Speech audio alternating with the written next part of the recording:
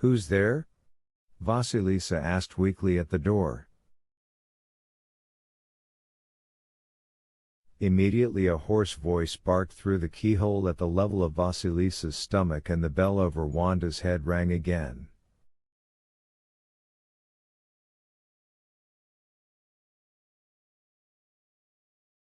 "Open up," rasped the keyhole in Ukrainian. "We are from headquarters."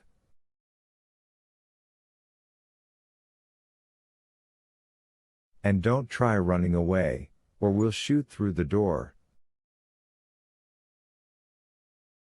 "Oh, God!" sighed Wanda. With lifeless hands Vasilisa slid open the bolt and then lifted the heavy latch, after fumbling with the chain for what seemed like hours.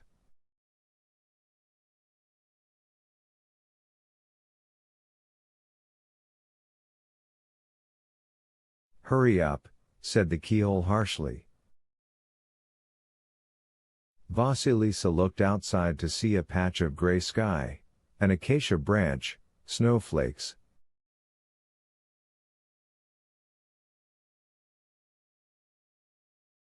Three men entered, although to Vasilisa they seemed to be many more. "Kindly tell me why." "Search," said the first man in a wolfish voice, marching straight up to Vasilisa. The corridor revolved and Wanda's face in the lighted doorway seemed to have been powdered with chalk.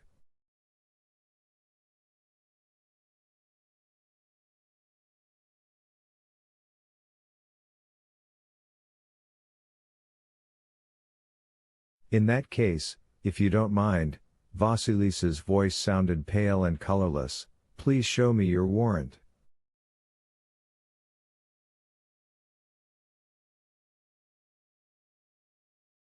"I'm a peaceful citizen.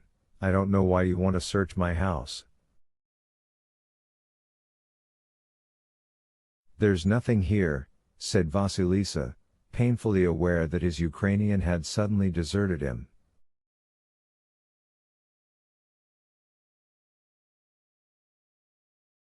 "Well, we've come to have a look," said the first man. Edging backwards as the men pushed their way in, Vasilisa felt he was seeing them in a dream.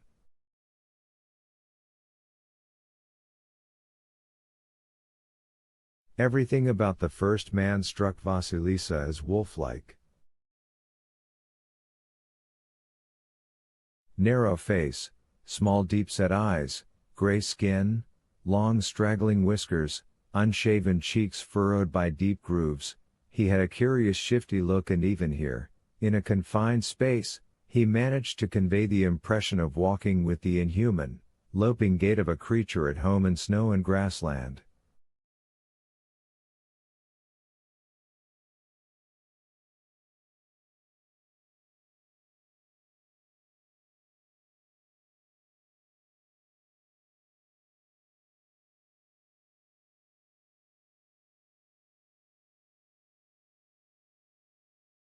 He spoke a horrible mixture of Russian and Ukrainian, a language familiar to those inhabitants of the city who know the riverside district of Podol, where in summertime the quayside is alive with groaning, rattling winches and where ragged men unload watermelons from barges.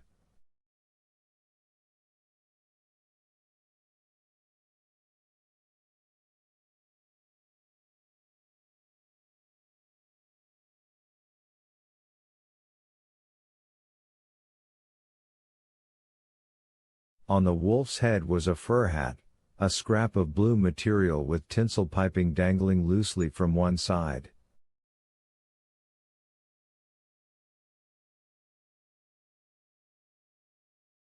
The second man, a giant, almost touched the ceiling of Vasilisa's lobby.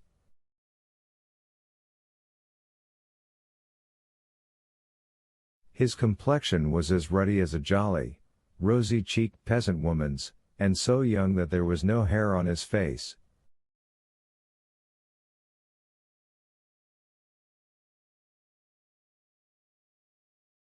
He wore a coarse sheepskin cap with moth-eaten ear flaps, a gray overcoat, and his unnaturally small feet were clad in filthy, tattered rags.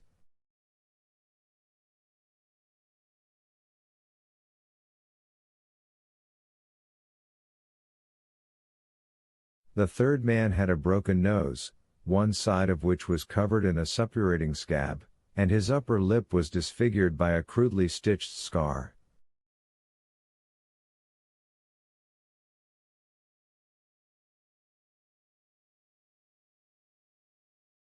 On his head was an officer's old peaked cap with a red band and a pale mark where the badge had once been. He wore an old-fashioned double-breasted army tunic with brass buttons covered in verdigris, a pair of black trousers, and bast foot-cloths round his instep over a pair of thick gray army-issue socks.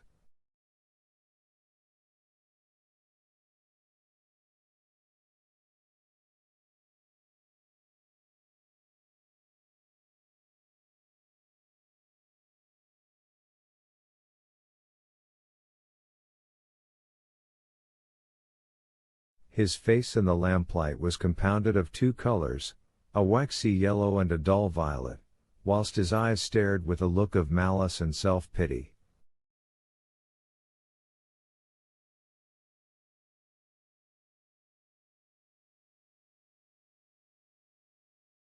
"We've come to have a look," the wolf repeated, "and here's our warrant."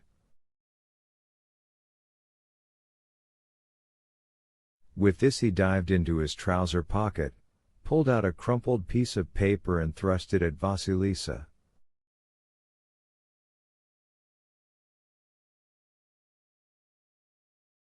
While one of his eyes kept Vasilisa in a state of palsied fear, his other eye, the left, made a cursory inspection of the furniture in the lobby.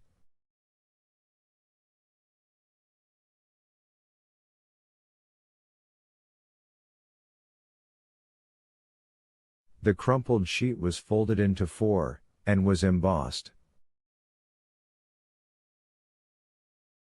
Headquarters 1st Cossack Corps. Beneath that, written with indelible pencil and large sloping characters, was an order in Ukrainian.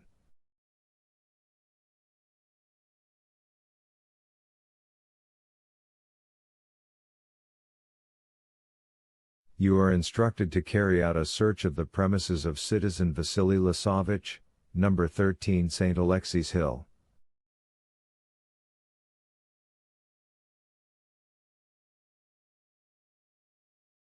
Resistance to this order is punishable by summary execution.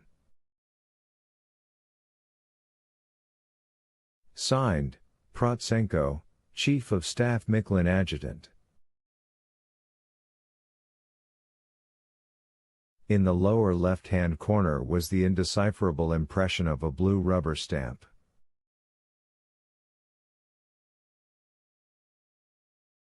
The sprays of flowers on the lobby wallpaper swam slightly in front of Vasilisa's eyes, and he said as the wolf regained possession of the piece of paper,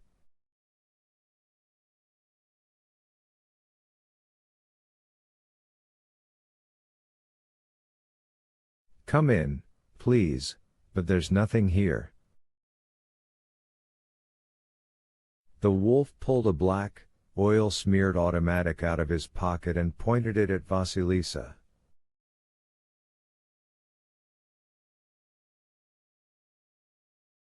Wanda gave a muffled scream. A long, business-like revolver, also gleaming with oil, appeared in the hand of the man with the disfigured face.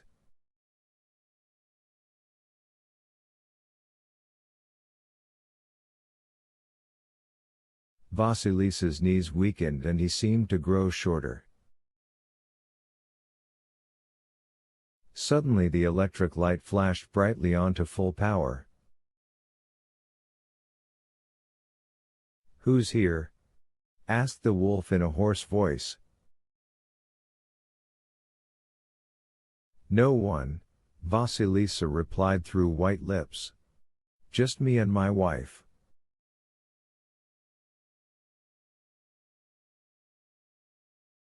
"Come on, lads, let's have a look. And quick, grunted the wolf to his companions. No time to waste.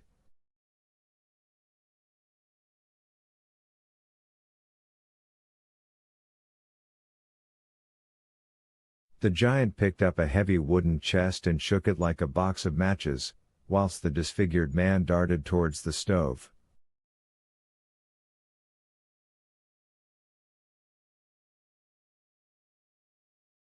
Pocketing his revolver, he hammered with his fists on the wall, noisily flung open the stove door, sending out a wave of tepid heat.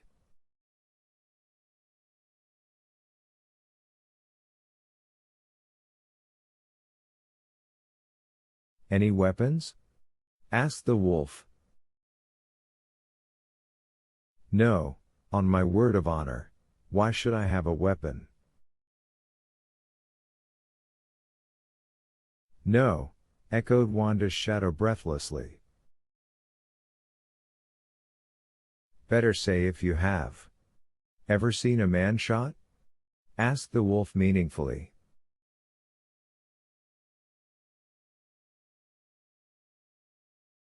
Why should I have a gun? The green-shaded lamp was burning brightly in the study where Alexander II, indignant to the depth of his cast-iron soul, stared at the three intruders.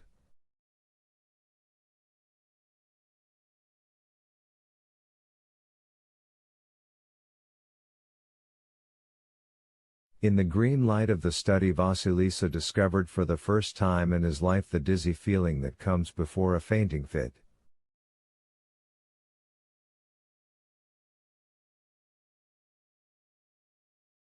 All three men began immediately to examine the wallpaper.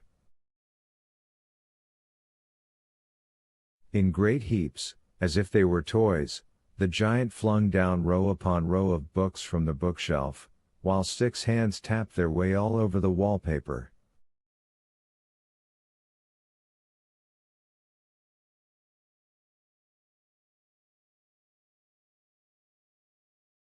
Tap, tap, tap, the wall echoed dully.